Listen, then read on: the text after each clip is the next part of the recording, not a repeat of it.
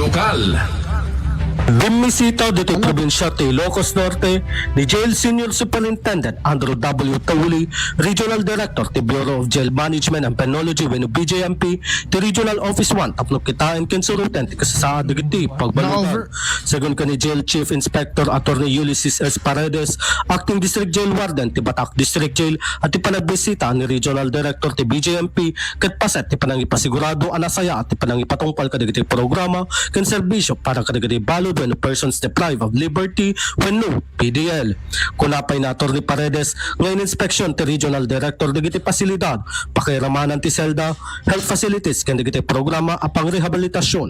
Nakita met ti Regional Director ti kinapateg ti panangitalged iti salunat ken kinatalged digiti PDL ken empleyado iti pasilidad. So, ang main purpose nila is yung kumustahin yung mga PDL natin. So, ano yung mga problema nila, yung facility, kung conducive ba, kung malinis ba, kung yung mga personnel, yung sa mga policies natin, mga regulation natin, kung sinusunod nila, yun yung mga main na mga ini-inspect nila pag pumupunta sila dito sa Batak.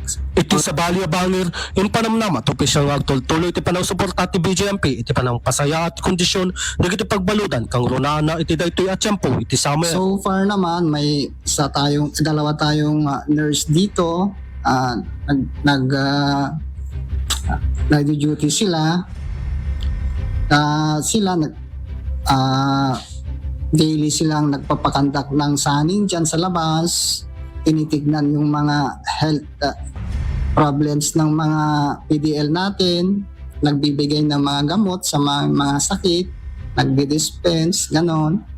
So actually may dalawa po tayong medical disturb dito sa Batak. So andun sila sa may infirmary natin. So far naman ang condition rate dito is naman siya negative naman. So meaning nun yung accommodation ng PDL dito is mas marami kaysa yung sa PDL natin ngayon. Kamaw dyanan na nagsagana met digiti local official ti BJMP iti panangiparang ay kadagiti proyekto ken plano amang pabilag iti sistema ti koreksyon iti probinsya.